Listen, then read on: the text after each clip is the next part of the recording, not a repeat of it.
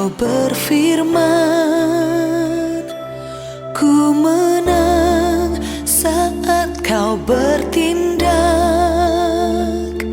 Hidupku hanya ditentukan oleh perkataanmu.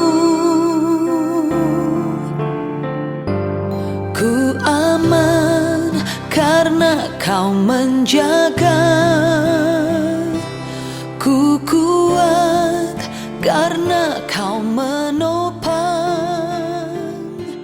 hidupku.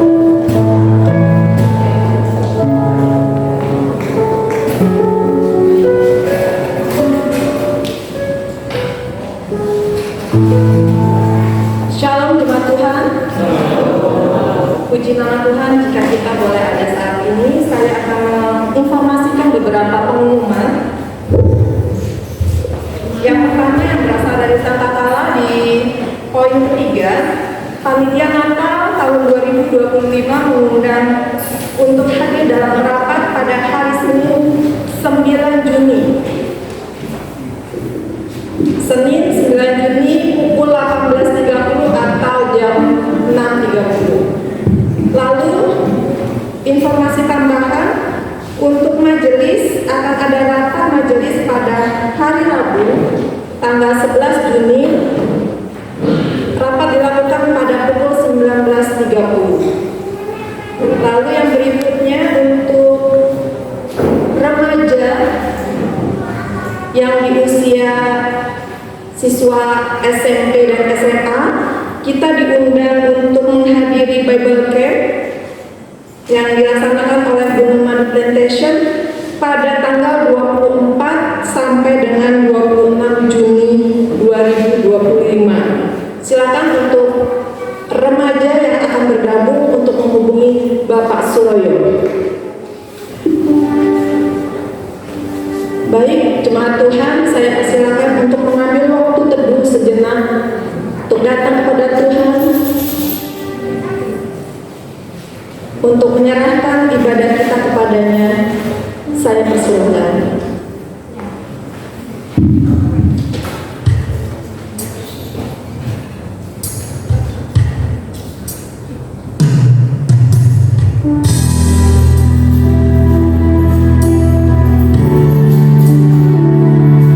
Syukur kepada Allah kita yang telah menyerahkan anaknya yang tunggal di kayu salib dan menebus dosa kita.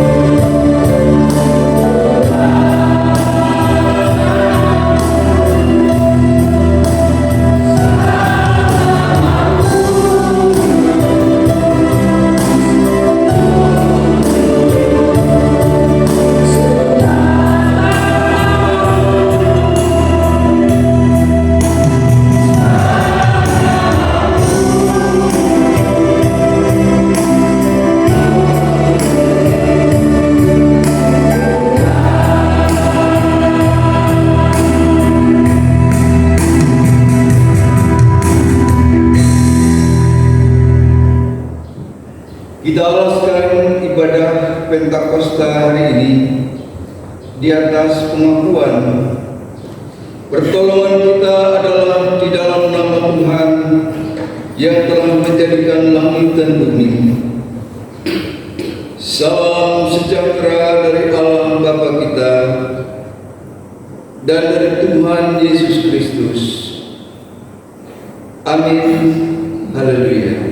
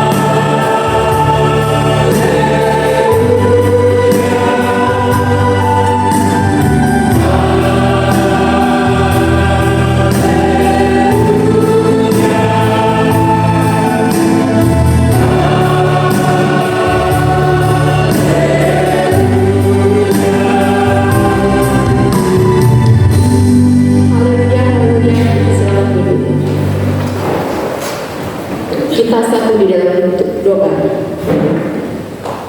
Haleluya, Allah kami yang hidup, kami mengucap syukur Tuhan, karena Engkau adalah Allah yang begitu mengasihi kami, memberkati kehidupan kami hari lepas hari. Dan pada saat ini ya Bapa, kami boleh datang kepadamu untuk beribadah, memuji dan memuliakan nama-Mu, terlebih mendengarkan firman Engkau. Urapi kami Tuhan, para pelayan-Mu, urapi juga kami ya Tuhan, para jemaat-Mu yang hadir. Kiranya Tuhan yang memberikan hikmat bagi kami, untuk kami boleh mendengarkan firman Tuhan, untuk kami menjadi pelaku-pelaku firman Tuhan.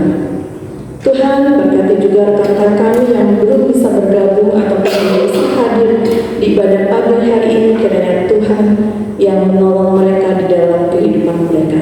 Di dalam Yesus Kristus kami telah berdoa mengucap syukur. Haleluya. Amin. Ya, saatnya kita bersorak-sorai bagi Tuhan, karena Allah kita adalah Allah yang baik, Allah yang memberkati kita hari lepas hari. Dengan bangkit berdiri kita katakan, datanglah kebaiknya dengan hati bersyukur.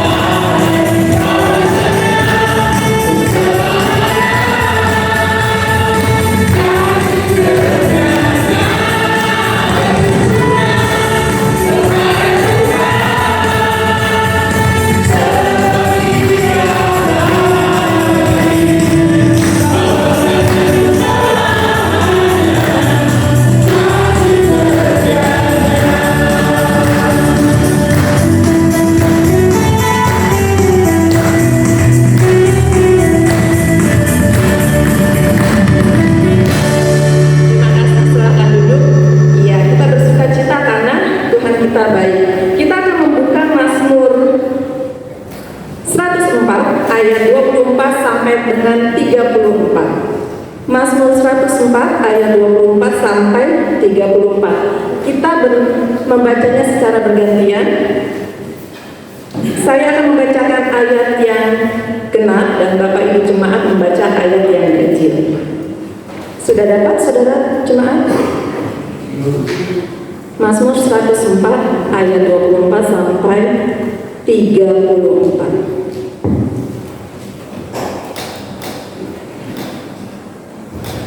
Betapa banyak perbuatanmu ya Tuhan, sekaliannya kau jadikan dengan kebijaksanaan, bumi penuh dengan ciptaanmu.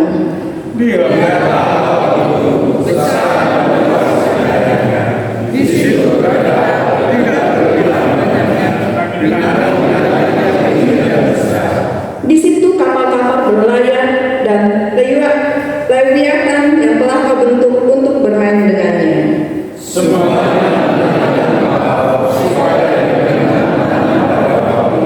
Apabila engkau memberikannya, mereka memungutnya.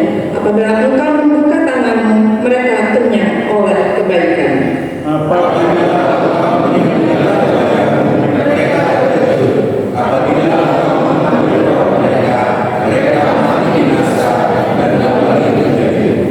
Apabila engkau mengirim rohmu, mereka tercipta dan engkau memperbaharui muka bumi.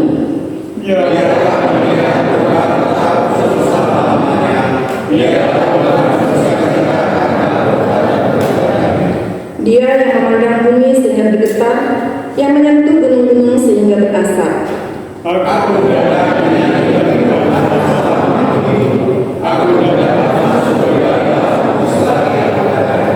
Biarlah renunganku manis kedengaran kepadanya.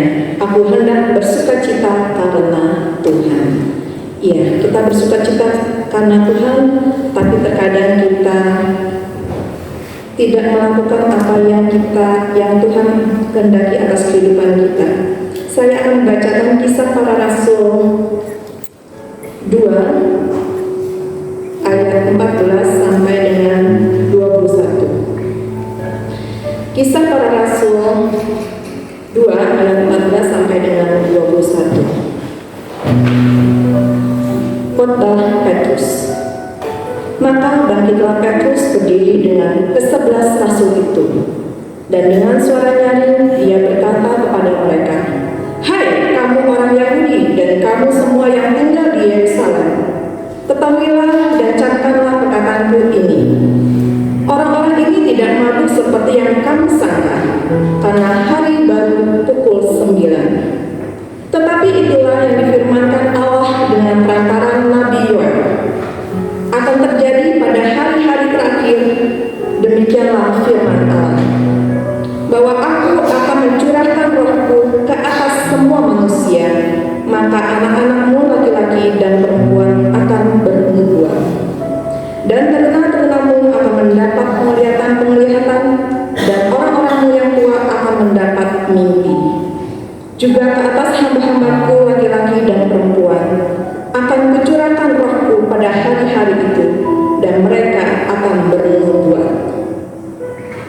Dan aku akan mengadakan mukjizat-mukjizat di atas, di langit, dan tanda-tanda di bawah, di bumi, darah dan api, dan gumpalan-gumpalan asap. Matahari akan berubah menjadi gelap gulita, dan bulan menjadi darah sebelum datangnya hari Tuhan, hari yang besar dan mulia itu. Dan barang siapa yang berseru kepada nama Tuhan akan diselamatkan."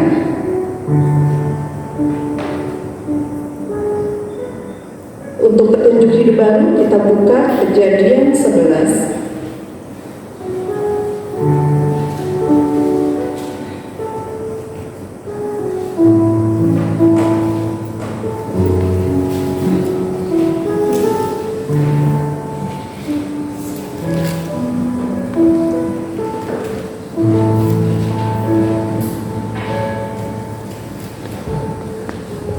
Kejadian 11 ayat 1 sampai dengan 11. Kita akan membacakan secara bergantian. Kaum wanita akan membacakan ayat yang ganjil, kaum bapak-bapak atau pria membacakan ayat yang genap. Kejadian 11 ayat 1 sampai dengan 11. 3, 2, 1. Adapun seluruh bumi satu bahasanya dan satu logatnya. Maka kata mereka sebelah timur dan kata di lalu mengapa mereka Mereka berkata seorang pada yang lain, marilah kita membuat batu bata dan menambahkan yang baik-baik. Lalu batu itu dipakai mereka sebagai batu dan kayu bela-bela sebagai taman liar. juga kata mereka marilah kita sebuah menara yang mencapai sampai langit dan marilah kita cari nama supaya kita cari seluruh bumi. Tuhan untuk menyatakan dan menara yang diberikan oleh anak-anak manusia kecil. Dan ia berfirman, mereka bisa berbangsa dengan satu bahasa untuk semuanya. Inilah perbuatan yang ada antara mereka. Mulai dari sekarang apapun juga yang mereka rencanakan, tidak ada yang tidak akan dapat terlaksana. Banyak itu mencoba di sana bahasa mereka, sehingga mereka tidak mungkin dari bahasa masing-masing. Demikianlah mereka sekarang keluar dari sisi seluruh bumi, dan mereka memiliki meninggalkan kota. Itulah sebabnya sampai sekarang kota itu disebut Babel, karena disitulah dikacau balapan Tuhan bahasa seluruh bumi, dan dari situlah mereka disebutkan Tuhan ke seluruh bumi. Ayat yang ke-10. Inilah kata Kristen setelah saya berusia 100 tahun yang dia akan memaksakan 2 tahun setelah air baru. Sem masih hidup 500 tahun setelah ia menganak-anak Aksak, dan ia menganak anak-anak lelaki dan perempuan.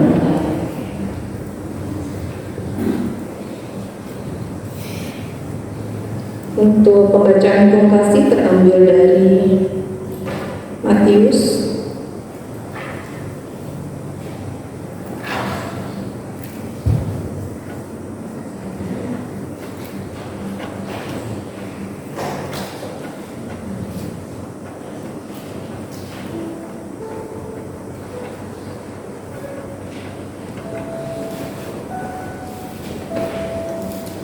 Matius 22 ayat 37 sampai dengan 40.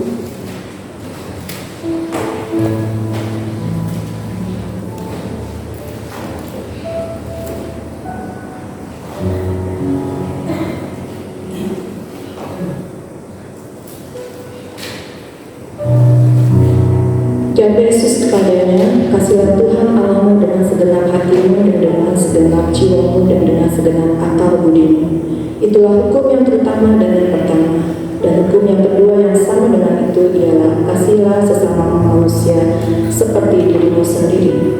Pada kedua hukum inilah tergantung seluruh hukum Taurat dan kitab para nabi. Melakukan perintah Tuhan tidaklah mudah. Terkadang kita egois, kita merasa bahwa diri kita adalah yang terhebat, kita merasa bahwa kita memiliki segalanya. Terkadang kita melakukan yang tidak berkenan di hadapan Tuhan. Biarlah kita datang kepada Tuhan, karena Allah kita adalah Allah yang memegang janjinya dan melakukan akan setiap janji yang sudah Dia sampaikan. Dia mengerti dan Dia peduli akan persoalan kehidupan kita. Biarlah kita datang kepadanya dan katakan, terkadang kita merasa tak ada jalan keluar.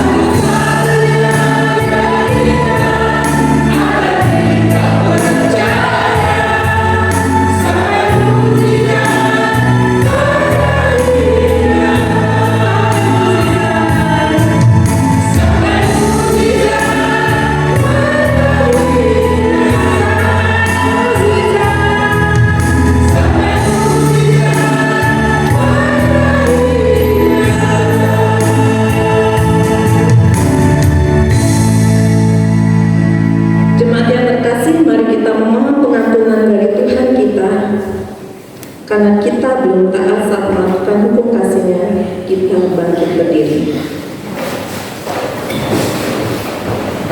Kita berdoa. Ya Allah, Bapa kami yang di surga, Engkaulah Sang Kasih dan Benar. Kami mengakui kesalahan dan dosa kami, ya Tuhan. Ampunilah kesalahan kami sebab besar kesalahan itu. Kasihanilah kami, ya Allah, menurut kasih setiamu. Hapuskanlah pelanggaran kami menurut rahmat-Mu yang besar. Bersihkanlah kami seluruhnya dari kesalahan kami, dan akhirkanlah kami dari dosa kami. Sebab kami sadar akan pelanggaran kami, limpahkanlah kasih sayang-Mu kepada kami, dan berkatilah kami dengan pertolongan-Mu, ya Tuhan Allah kami, sumber sukacita kami. Amin. Jemaat dipersilakan untuk duduk.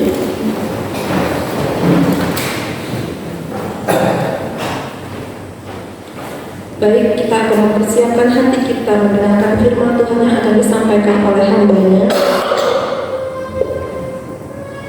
Firman Tuhan tidak pernah berubah dahulu, sekarang, dan sampai selama-lamanya.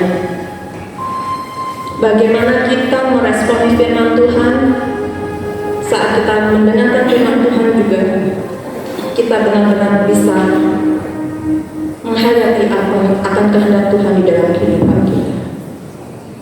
Kusiapkan hatiku Tuhan.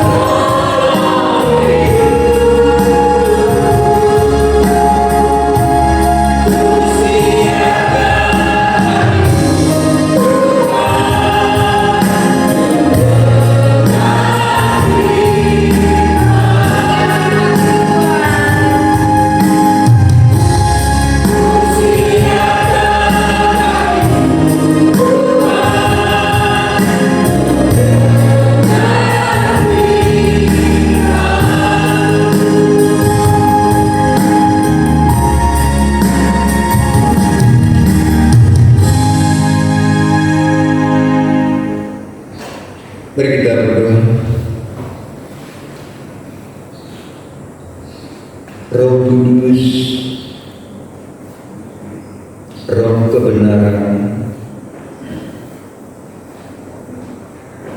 pimpinlah kami semua di dalam seluruh kebenaran, sehingga memenuhi seluruh aspek kehidupan kami, mulai dari cara kami berpikir, cara kami berkata, dan cara kami bertindak, agar semua mewujud, menyatakan, mengkonkretkan kebenaran, agar kebenaran-Mu bukan hanya menjadi gagasan yang indah, tidak hanya menjadi ide yang agung, tidak hanya tinggal di dalam rumusan-rumusan yang komprehensif, tetapi yang mengkonkret, membumi, yang menyapa kami semua. Roh Kudus, Roh yang menerangi kami, berilah kepada kami pencerahan yang datang daripada-Mu, seperti para rasul-Mu yang mengalami pencurahan Roh Kudus-Mu, yang hari ini dirayakan oleh gereja-Mu di seluruh dunia, agar kami mampu diterangi hati dan pikiran kami, diterangi cara pandang dan cara hidup kami, sehingga kami memiliki perspektif kehidupan yang lebih luas tentang hidup, untuk menjadi bekal di dalam seluruh aspek kehidupan kami, bukan hanya ketika kami berada di rumah-Mu yang kudus dan mulia ini, tetapi dan terutama justru ketika kami keluar dari rumah-Mu ini, untuk menghantar mawar yang dari Tuhan, mawar cinta yang daripada-Mu, dan menawarkan bahasa kasih, supaya dunia juga mengalami pencurahan Roh Kudus-Mu melalui hidup kami. Terima kasih Bapa, berbicaralah, kami siap mendengar. Amin. Saudara, mari kita buka Alkitab kita dalam Injil Yohanes pasal yang ke-14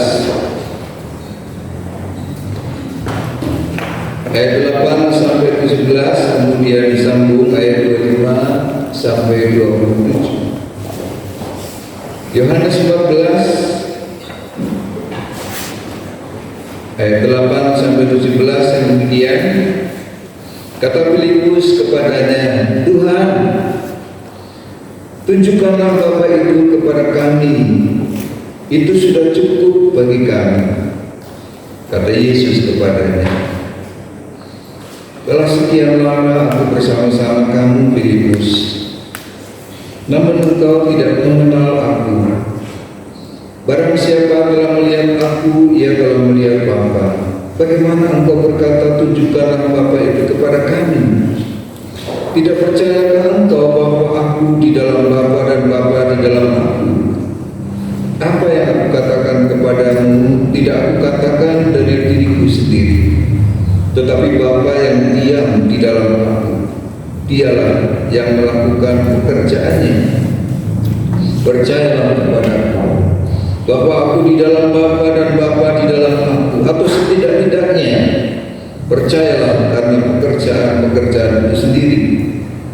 Aku berkata kepadamu, sesungguhnya barang siapa percaya kepadaku, ia akan melakukan juga pekerjaan-pekerjaan yang aku lakukan, bahkan pekerjaan-pekerjaan yang lebih besar daripada itu, sebab aku pergi kepada Bapa.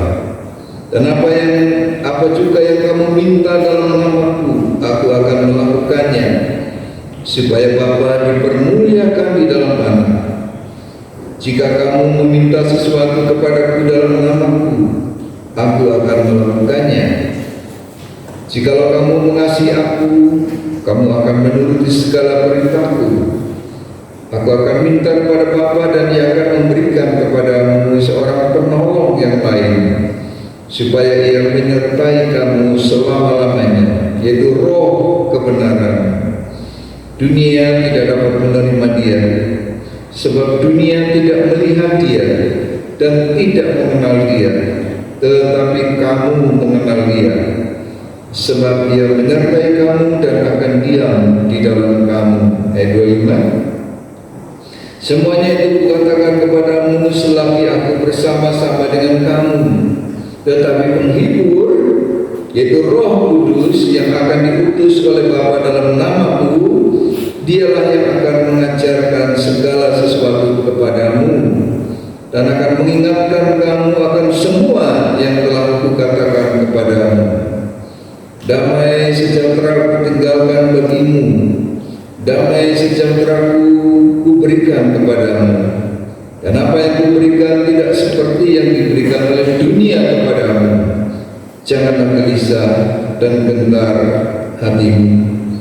Demikianlah Injil Tuhan. Berbahagialah setiap orang yang mendengar, dan lebih berbahagia lagi semua yang melakukan apa yang dia dengar dan dia mengerti.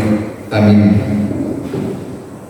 Saudara-saudara, tema Minggu Pentakosta kita hari ini, tembok Babel, jembatan Pentakosta. Tembok Babel, jembatan Pentakosta. Saudara-saudara sekalian, kalau kita mau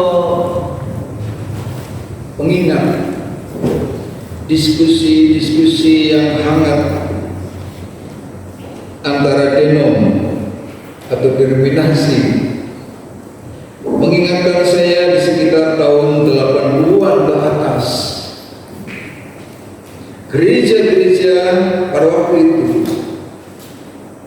terlibat di dalam diskusi yang hangat, bahkan panas, sampai kepada kontroversial tentang satu topik di dalam gereja, dalam doktrin tentang Roh Kudus.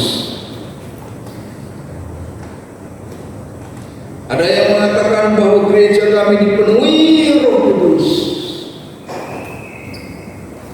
lalu dia menuduh gereja lain tidak ada Roh Kudusnya, yang ada cuma Roh Kudus. Sampai segitunya. Saudara-saudara sekalian, keadaan semacam itu sampai memaksa saya pada waktu itu untuk ikut menyoroti fakta itu, dan memaksa saya untuk mengkhotbahkan secara serial di dalam mimbar mingguan saya, yang isi pesannya, intinya adalah monggo silakan. Yang mengklaim bahwa gerejanya, denominasinya dipenuhi oleh Roh Kudus, silakan. Maupun yang dituduh hanya Roh Kudus, monggo silakan. Tetapi ujiannya adalah, apakah gereja yang dipenuhi oleh Roh Kudus ini, apakah orang-orang Kristen yang dipenuhi oleh Roh Kudus ini, apakah orang-orang Kristen yang biasa-biasa saja, gereja yang adem-ayem ini menghasilkan buah-buah kehidupan seperti klaim-klaim mereka?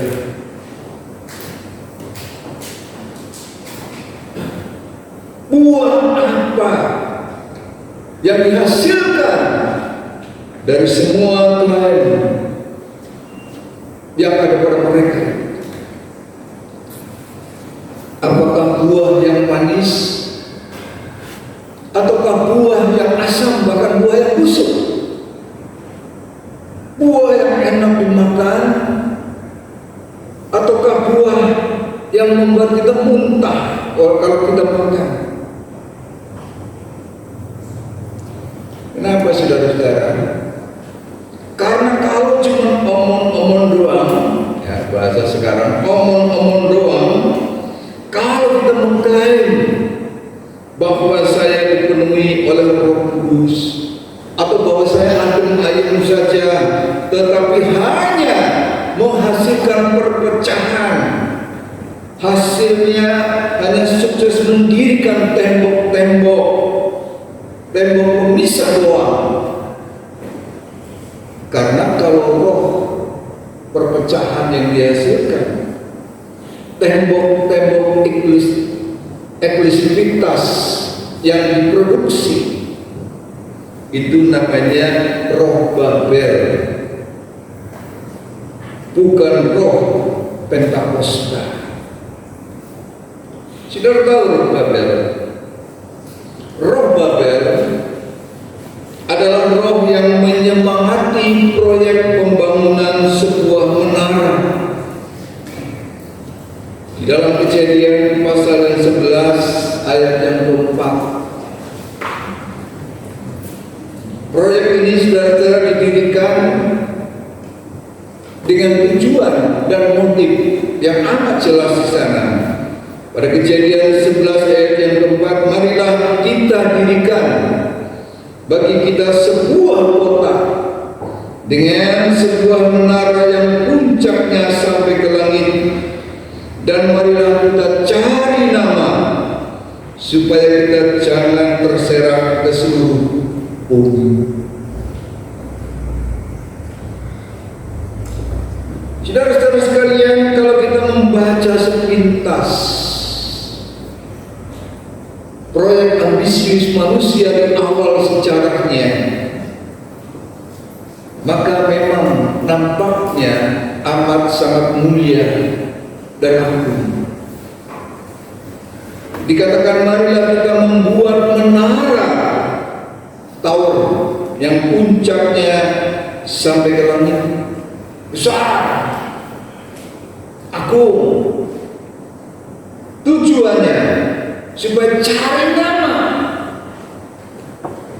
Artinya apa saudara-saudara? Ternyata tujuannya di balik kemegahan, di balik ambisi proyek itu adalah cari nama, membangun citra diri, mencari popularitas, hanya mendirikan sebuah prasasti supaya menjadi tinta emas di dalam sejarah manusia, agar supaya menjadi materi seminar, agar bisa masuk kitab sejarah,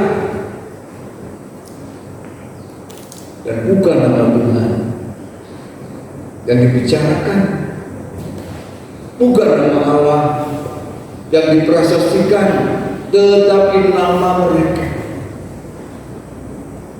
Dan tujuannya apa saudara-saudara? Supaya tetap bersatu, katanya. Indah sekali kelihatannya. Supaya tetap bersatu, ngumpul, daripada berserak-serak. Ngumpul saja kita bersatu. Kalau orang Jawa dulu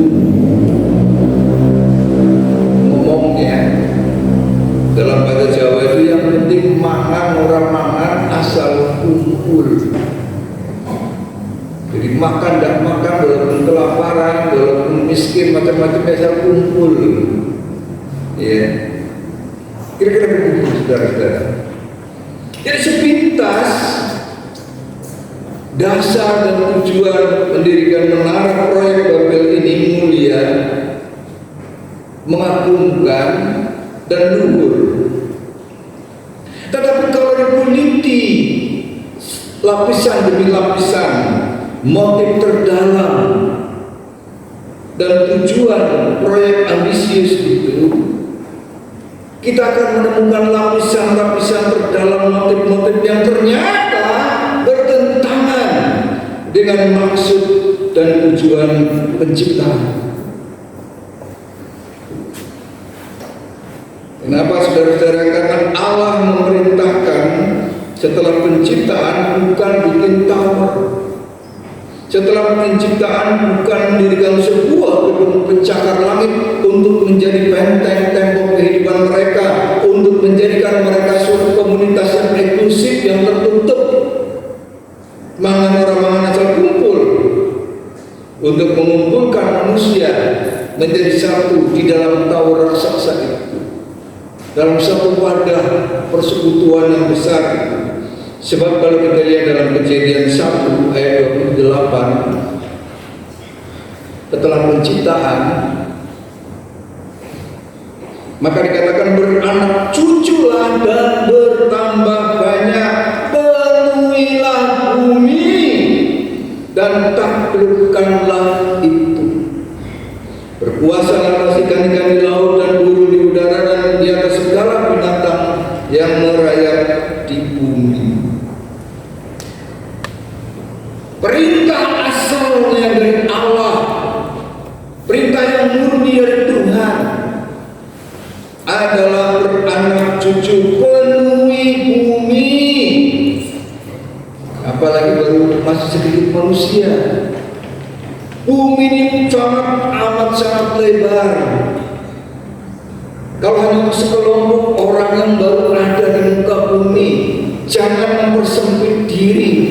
Jangan menjadi kelompok yang eksklusif, yang menutup diri bagi yang lain. Tetapi agar supaya mereka itu beranak pinak, penuhi bumi dan berkuasa atas segala makhluk lain. Artinya supaya mengelola, dikelola dengan bijak sesuai dengan ekosistem. Jangan sampai mengganggu keseimbangan alam, apalagi sampai merusak alam. Berkuasalah atas binatang-binatang di laut, di udara, merayap macam-macam. Artinya dikelola, jangan dihabisi, karena mereka adalah bagian dari ekosistem kehidupan. Afrika dulu konon asalnya itu Ijoroyo-royo. Tetapi kemudian oleh karena ambisi manusia Romawi pada zaman kuno yang senang berburu, mereka berburu, mengambil macam-macam dari binatang, kulitnya, tanduknya, macam-macam untuk hiasan. Akibatnya ekosistem rusak, alam rusak. Semuanya menjadi rusak, menjadi padang gurun yang kering, dan sampai sekarang juga memiskinkan orang. Itu fakta sejarah ilmiah. Itu kan amanat dan perintah Tuhan. Jadi amat bertentangan dengan tujuan awal Tuhan menciptakan manusia. Mereka bukan mencari nama, popularitas, cari pemuja, penggemar, pengikut, fan follower, meskipun tentu saja itu penting, tetapi bukan tujuan utama. Punya teman banyak, oh ya tentu harus kita syukuri, tetapi bukan tujuan utama. Tujuan utamanya adalah untuk apa? Kalau hanya untuk mengumpulkan orang banyak, mencari kebanggaan kelompok, buat apa? Saudara-saudara sekalian, bukan mengumpul di dalam tembok, tidak membangun isolasi kelompok, meninggikan tembok, apalagi menutup pintu dengan grinder yang kuat, menutup masuknya orang lain di dalam ini. Bukan itu. Dan oleh karena itulah saudara, maka pembangunan Menara Babel itu, menara itu dibabelkan. Jadi pembangunan tower itu dibabelkan, tembok itu dikacau balukan, maka namanya Babel, kacau balau. karena tidak cocok dengan maksud dan rencana penciptaan. Dengan cara bagaimana, saudara-saudara? Yang menjadi sebab kekacauan, kebabelan itu karena di dalamnya tidak ada bahasa persatuan. Yang dikuatkan bahasa persatuan, saling tusuk satu sama lain, saling gosok satu sama lain. Bukan bahasa persatuan yang dikumandangkan, tapi persatuan. Bukan bahasa cinta yang dikembangkan, tetapi ujaran kebencian yang dididik. Dan tidak ada upaya untuk mencari titik-titik temu. Yang dicari justru titik-titik pisah. Bukan persamaan-persamaan yang dicari, tetapi perbedaan-perbedaan yang sebenarnya tidak perlu dicari. Karena kita memang awalnya sudah beragam berbeda. Nah, saudara-saudara sekalian, itulah sebabnya menara itu tidak berdiri, kacau. Dan itu bukan kehendak Allah. Tetapi berhentikah proyek Tuhan untuk mempersatukan manusia itu? Berhentikah Allah di dalam karyanya untuk menyatukan manusia itu? Pentakosta, hari turunnya Roh Kudus, 50 hari setelah kebangkitan Yesus, Allah mewujudkan nubuat para nabi bahwa dengan turunnya Roh Kudus maka umat Allah yang beragam, bukan seragam, umat Allah yang heterogen, bukan yang sama-sama.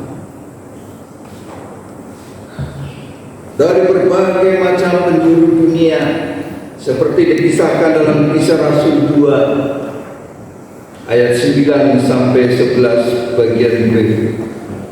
Umat Allah dari Persia, dari Media, dari Elam, penduduk Mesopotamia, Yudea, Kapadokia, Pontus dan Asia, Frigia dan Pamfilia, Mesir dan di daerah-daerah Libya yang berdekatan dengan Kirene, pendatang-pendatang dari Roma, baik orang Yahudi maupun penganut agama Yahudi, orang Kreta dan orang Arab, macam-macam manusia kumpul di Yerusalem pada hari Pentakosta, hari unduh-unduh, hari panen raya. Dan ini yang seringkali dirayakan juga oleh gereja-gereja. Yang hari ini, saudara mungkin mendengar berbagai gereja juga yang merayakan hari unduh-unduh. Bahkan kalau saudara lihat di GKI,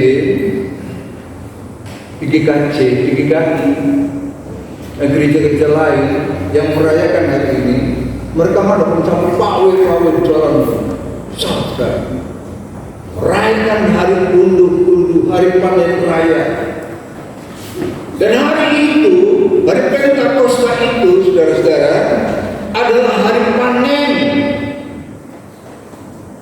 Orang-orang dari berbagai macam penduduk dunia yang kumpul merayakan Pentakosta itu mengalami pencurahan Roh Kudus.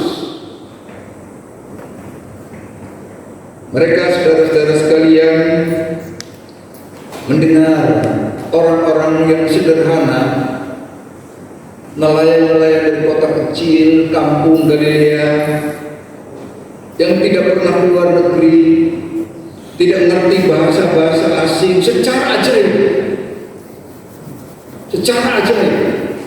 itu bisa ngomong dengan bahasa pendatang.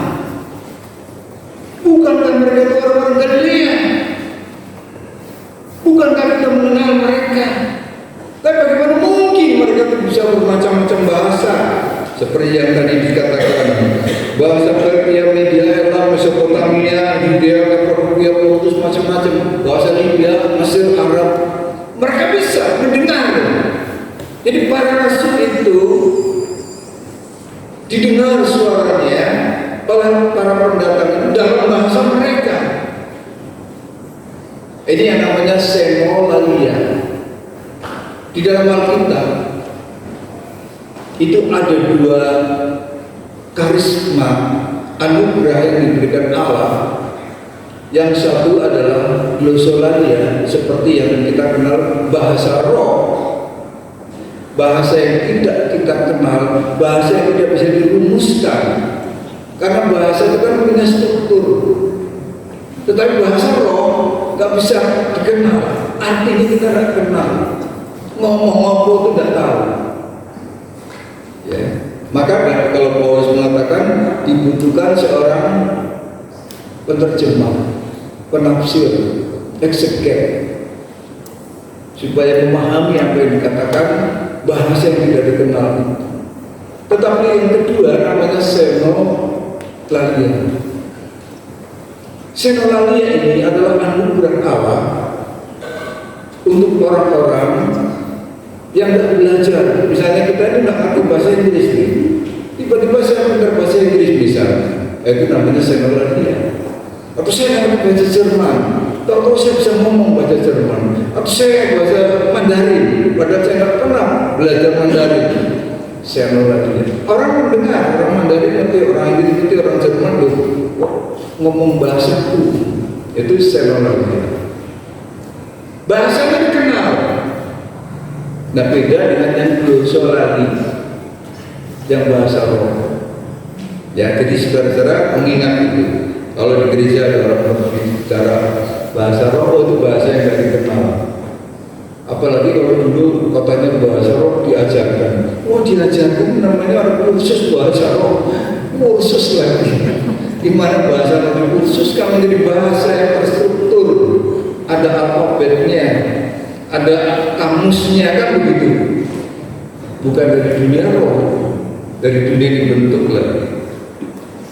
Jadi saudara-saudara sekalian, bahasa dan bangsa yang tadinya terpecah belah, yang tadinya berbeda satu sama lain di dalam tembok masing-masing, dalam kultur masing-masing, dalam budaya masing-masing, itu para Pentakosta semua dijadikan satu, menjadi satu di dalam arti semua umat Allah yang beragam itu, yang berasal dari berbagai bahasa dan bangsa mendengar pesan yang sama. Itu artinya mereka menjadi satu. Tepatnya apa? Itu mengenai perbuatan-perbuatan besar yang dilakukan Allah. Pada ayat Kisah Para Rasul yang 2 ayat 11b. Jadi mereka mendengar dalam bahasa masing-masing perbuatan-perbuatan besar yang dilakukan Allah. Nah, Roh Kudus ini, saudara-saudara, adalah Roh Allah yang mempersatukan umat di dalam perbedaannya. Jadi perbedaan tidak dimasalahkan. Perbedaan itu bukan untuk dimaki-maki, bukan, tetapi untuk dihargai. Nah, gereja artinya kita semua mesti memahami dan mau menerima fakta ini tanpa memperdebatkan saya yang paling dipenuhi, saya yang paling kepenuhan, yang lain tidak. Padahal yang namanya tidak itu bukan berarti karena tidak dipenuhi, tetapi beda karunia-Nya, tidak sama perwujudannya. Yang kadang-kadang menjadi persoalan tadi, satu mengalami kepenuhan Roh Kudus. Oke, apa buktinya? Saya bisa begini. Yang satu kok tidak bisa, kita kadang-kadang lupa. Yang tidak bisa seperti ini bukan berarti tidak mendapat karunia. Karunianya yang beda. Karena karunia itu kan ada yang sifatnya supranatural, yang mengatasi alam, anatur. Tetapi juga ada karunia, anugerah yang sifatnya natural, alami, mengajar, menasehati, memimpin, mendidik, itu karunia alam. Itu juga karunia Roh Kudus dalam iman.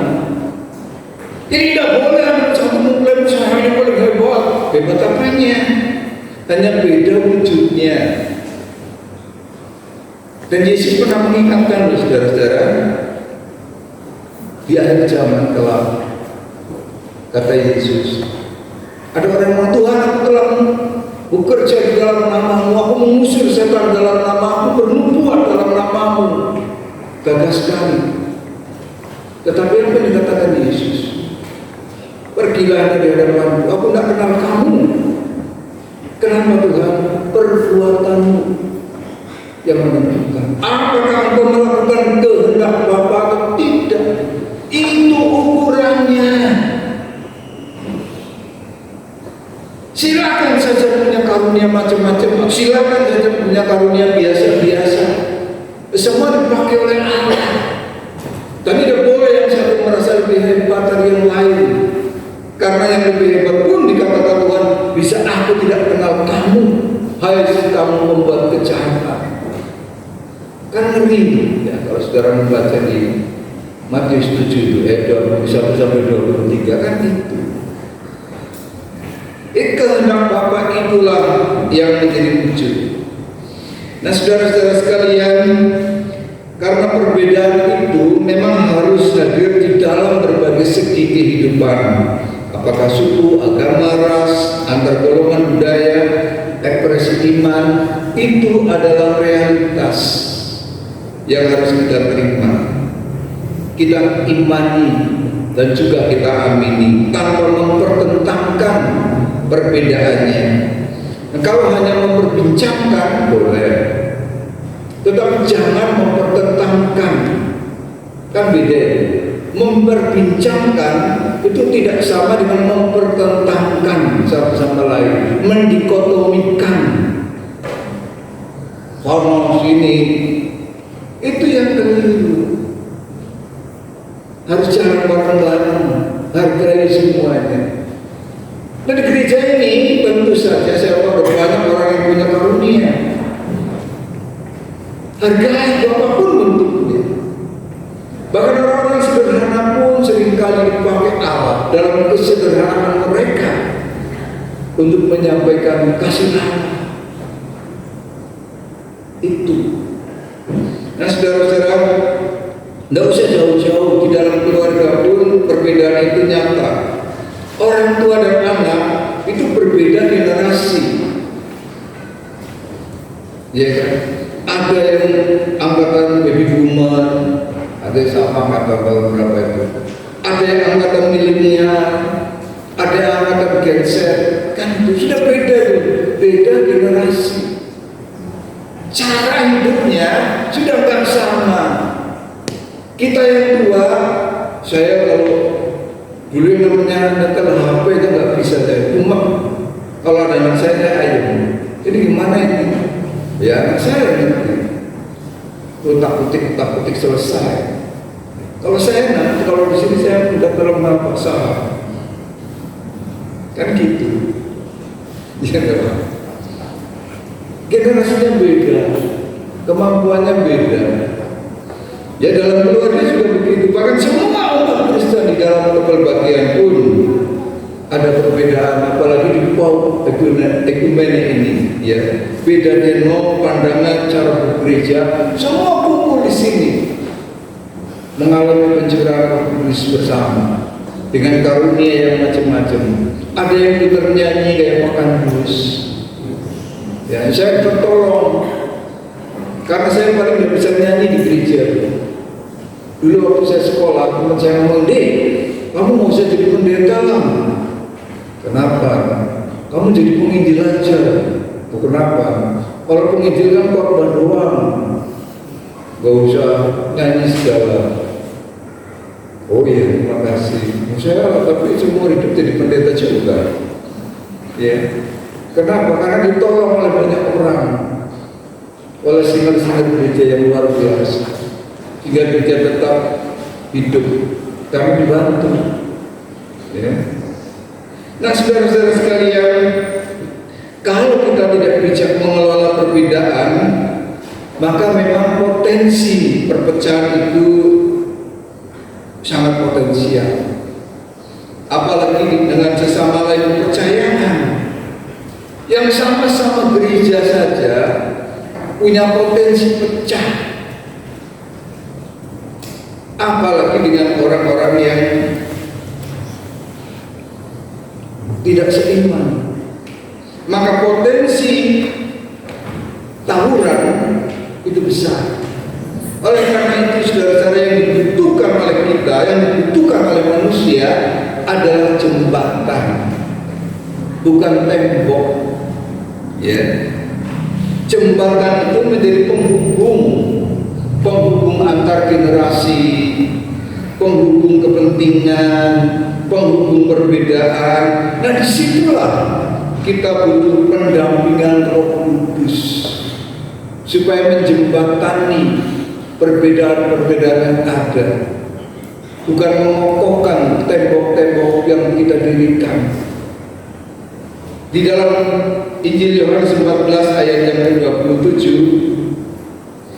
dikatakan begini oleh Yesus, tetapi penghibur yaitu Roh Kudus yang akan diutus oleh Bapa dalam namaku, Dialah yang akan mengajarkan segala sesuatu kepadamu dan akan mengingatkan kamu akan semua yang telah kukatakan kepadamu. Saudara, Roh Kudus inilah yang mempersatukan umat Allah yang berada di dalam perbedaan pada hari Pentakosta. Roh Kudus inilah yang mempersatukan bukan hanya umat Allah dengan sesamanya, tetapi juga umat Allah dengan Allah.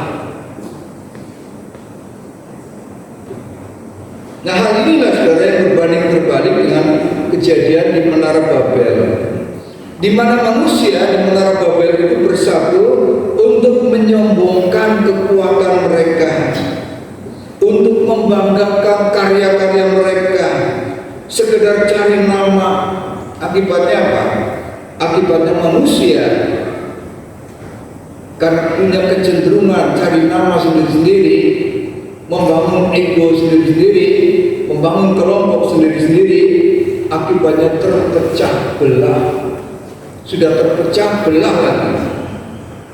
Tidak ada lagi bahasa cinta yang subur, bahasa kebencian. Tidak ada bahasa kasih. Yang ada adalah ujaran kebencian, hoax di mana-mana, sumpah serapah, saling tuding menuding, tuduh menuduh, termasuk di dalam ajaran teror itu.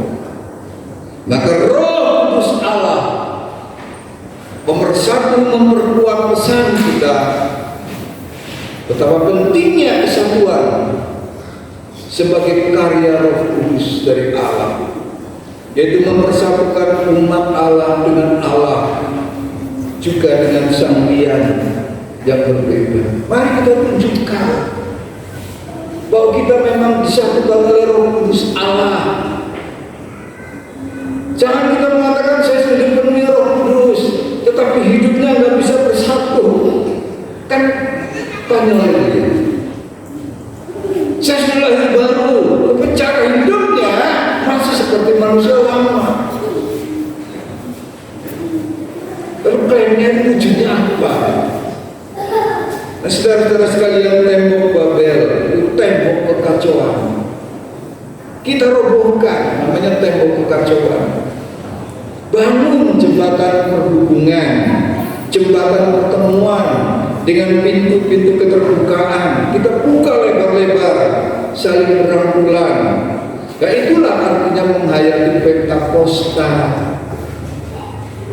Bukan cuma menceritakan kemuliaan, peristiwa itu yang aneh-aneh, mulut kepala mereka dari dalam macam-macam, bukan itu. Itu peristiwa masa lalu, tetapi maknanya bagi kita apa? Nah, kalau hari ini gereja merayakan Pentakosta, menghayatinya, memaknainya dalam persekutuan kita, harusnya semua tembok menara Babel, tembok menara itu bongkar, kita tendang, kita buang, kita dirikan jembatan. Itu artinya kita bersedia dipimpin oleh Roh Kudus. Ya Roh Kudus, pimpinlah kami, jadikan kami alat-Mu, alat penghubung-Mu, alat damai sejahtera-Mu. Kalau semua orang mau begitu, alat cinta kasih-Mu, semua orang mau begitu, di otak, di mulut, di hati, di kehidupan. Saya yakin perbedaan-perbedaan di antara kita itu akan menjadi indah seperti pelangi. Pelangi tidak kehilangan identitasnya, yang merah-merah, yang kuning-kuning, yang hijau-hijau, tetapi menjadi sebuah kesatuan warna yang indah atau paduan suara. Ada alto, ada sopran, ada apa, semua berbeda suaranya. Dan begitu dinyanyikan secara harmoni, menjadi sebuah pesta paduan suara yang indah didengar. Jemaat juga begitu. Mari kita berdoa. Ya Roh Pentakosta, Roh Kudus Allah, Engkau sudah memenuhi ruangan Bait Allah di Yerusalem, mengajarkan arti penerimaan bagi perbedaan, merangkul bagi yang jauh, mendekat bagi yang dekat, mengerjakan karya Allah bersama-sama dengan perbedaan bakat, talenta, kemampuan kami masing-masing, agar kami diperkaya satu dengan yang lain. Terima kasih ya Roh Kudus, Roh kebenaran. Tuntunlah hidup kami di dalam roh pembaharuan yang datang daripada-Mu, agar cara kami berpikir Engkau perbaharui,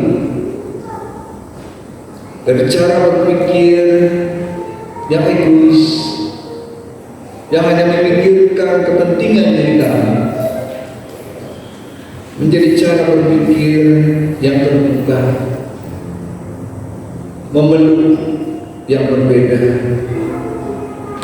mencintai yang tidak sama, mengajak berjalan bersama di dalam Tuhan, meskipun dengan cara berjalan yang tidak sama. Terima kasih Bapa, terima kasih, terpujilah nama-Mu di dalam Kristus. Amin.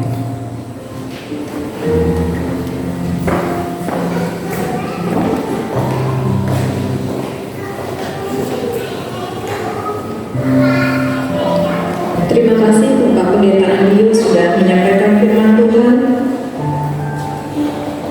Tembok Babel diporak-porandakan dan adanya jembatan Pentakosta karena Roh Kudus yang Tuhan turunkan bagi umatnya yang percaya, supaya setiap orang yang mempunyai talenta masing-masing boleh satu dalam kesatuan untuk memuliakan Tuhan. Kita akan meresponi firman Tuhan. Kita akan menyanyikan lagu Kuasa-Mu Terlebih Besar.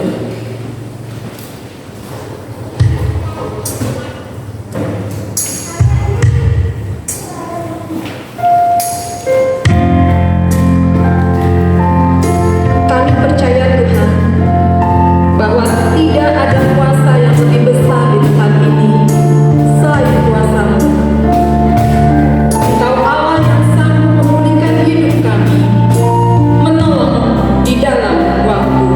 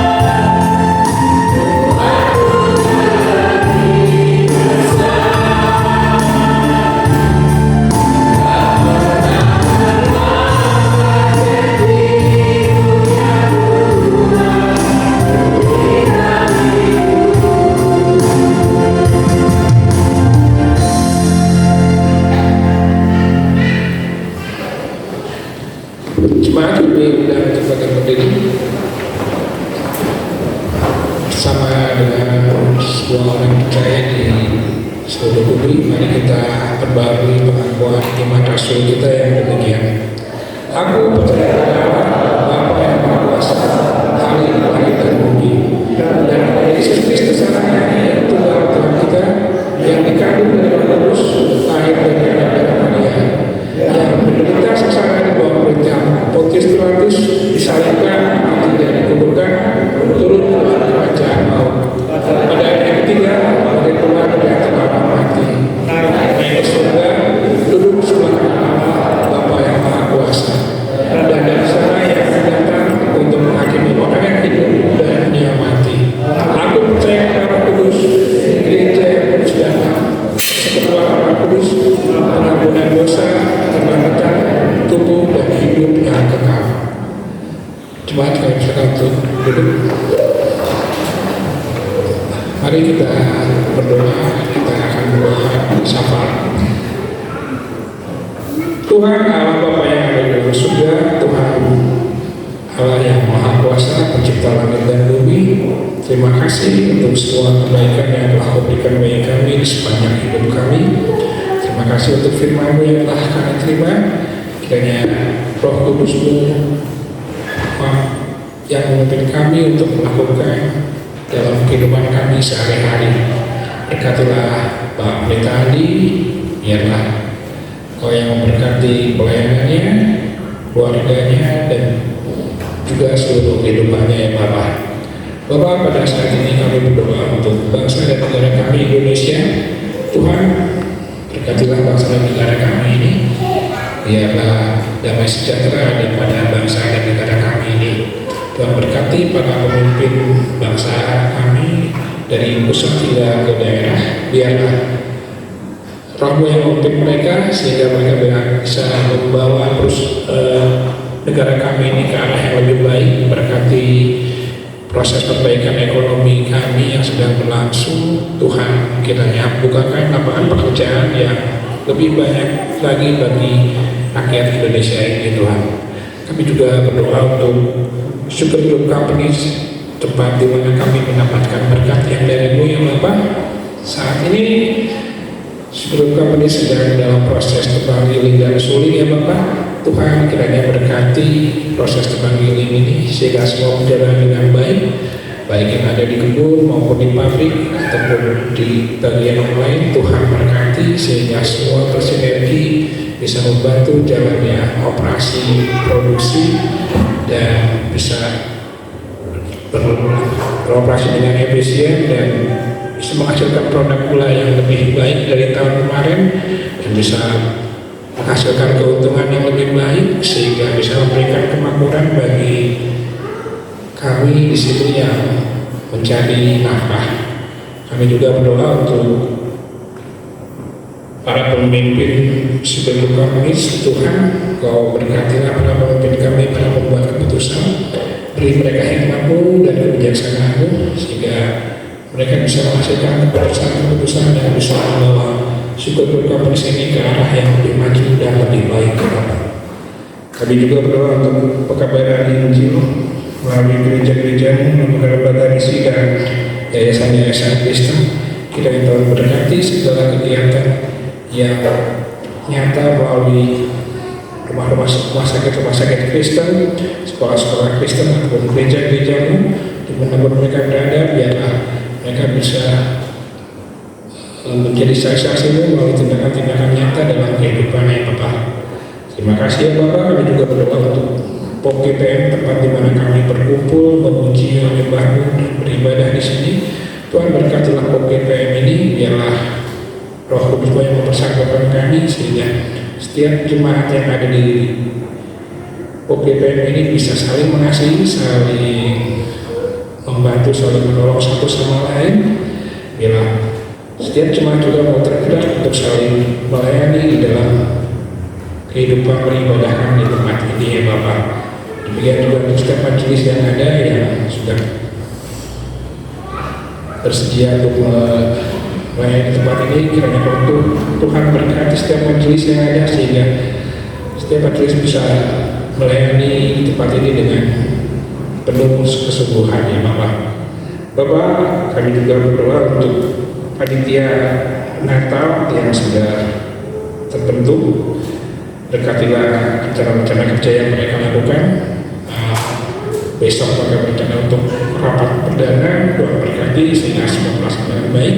Biarlah rohmu yang memimpin panitia Natal ini untuk melaksanakan perayaan Natal dengan baik. Kami juga berdoa untuk panitia pemilihan majelis yang baru. Tuhan, Kau berkati setiap panitia pemilihan ini. Biarlah semuanya bisa terlaksana dengan baik, bisa bekerja dengan baik, sehingga dapat terpilih majelis yang baru yang akan dipilih nanti di tahun 2026. Kami juga berdoa untuk anak-anak sekolah di tempat kami, baik di site maupun di luar site. Tuhan, berkatilah anak-anak kami yang sedang sekolah dari SD hingga perguruan tinggi. Biarlah mereka bisa menjalaninya dengan penuh kegembiraan, bisa menikmati waktu-waktu belajar mereka, dan jadikanlah mereka anak-anak yang bertanggung jawab, yang bisa menjaga kehormatannya, menjaga dirinya, dan menjaga imannya.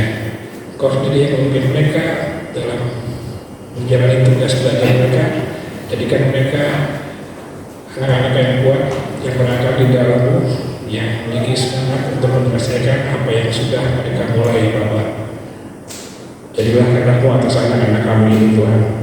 Kami juga berdoa untuk para pemuda-pemudi yang sedang mencari pekerjaan dan pasangan hidup. Tuhan, Engkau yang tahu usaha mereka. Tuhan, berkati segala usaha yang mereka lakukan.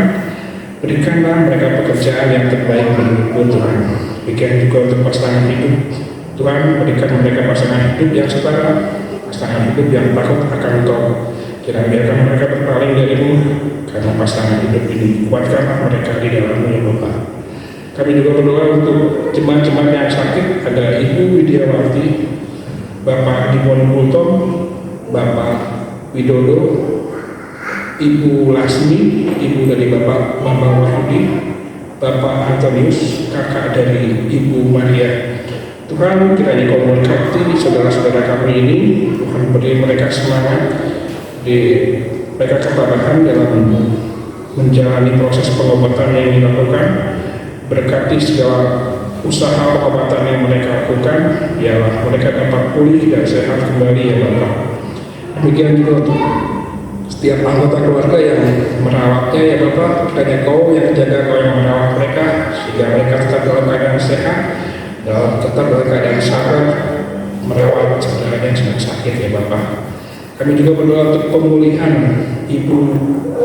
Bapak Ibu Isbidono, Ibu Wawang Tuangsih, Ibu Nda dari Ibu Nunung, Ibu Ngatiah, Ibu Nda dari Ibu Ika, Ibu Christine Silaban, adik dari Ibu Densi, anak Alistia Diniva Yunanta Endraha, Bapak Sucipto, Bapak Jumadi, Ibunda dari Bapak Helman, Ibu Erna, jemaat dari Komunitas 19. Tuhan, berkati keseluruhan saudara-saudari kami ini.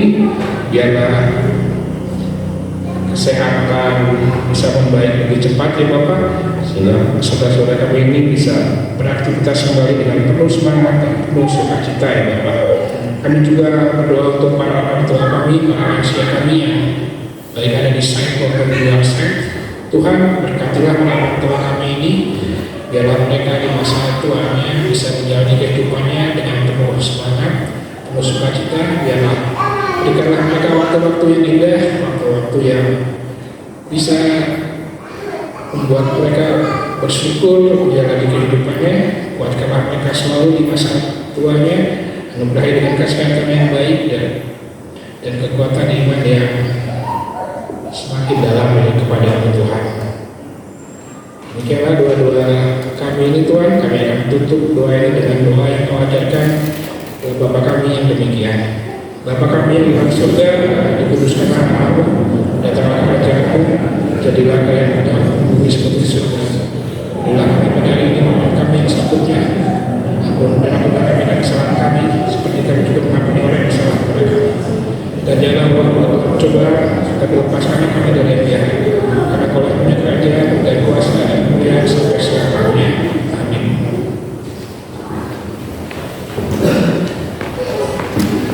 Tiba waktunya kita akan memberikan persembahan kita. Ayat firman Tuhan yang melandasi persembahan kita dari Mazmur 50.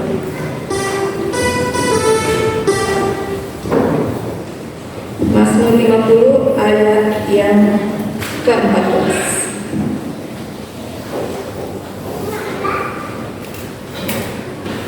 Mazmur 50 ayat yang ke-14, demikian firman Tuhan. Persembahkanlah syukur sebagai kurban kepada Allah, dan bayarlah nazarmu kepada Yang Maha Tinggi. Ya, sudah banyak sekali berkat-berkat yang Tuhan berikan kepada kita, dan tibalah kita untuk memberikannya kembali kepadanya.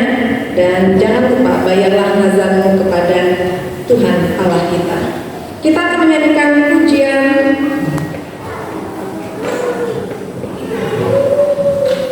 Haleluya, aku memuji-Mu Tuhan.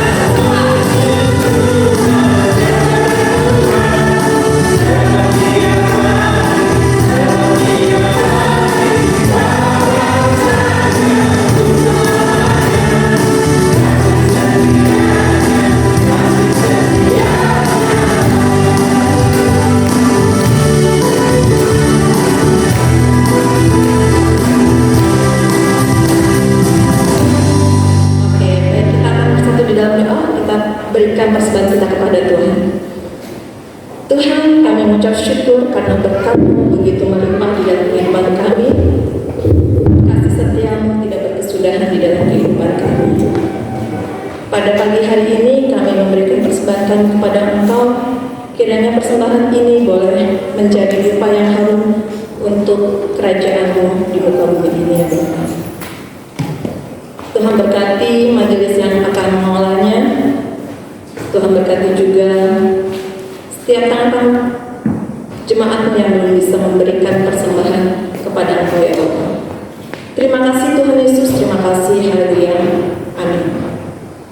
Baik Bapak Ibu, ibadah akan segera berakhir. Kita akan kembali menjalankan segala aktivitas kita di kegiatan kita masing-masing. Kiranya Tuhan menyertai kita, Tuhan memberkati kita masing-masing. Kita katakan Tuhan Allah beserta engkau.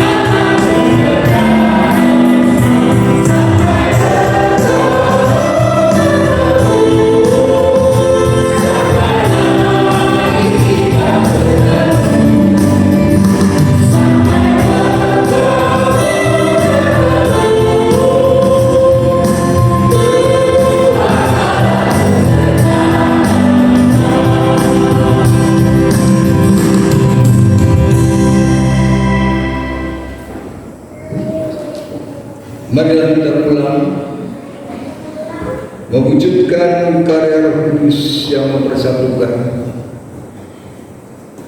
Kita pulang dengan bergandengan tangan, menyatukan perbedaan hati kita, dan melangkah bersama dengan semangat yang terus-menerus dibaharui dan dibakar Roh Kudus. Terimalah berkatnya. Kasih karunia Tuhan Yesus Kristus, kasih Allah dan persekutuan Roh Kudus menyertai sekalian saudara. Amin.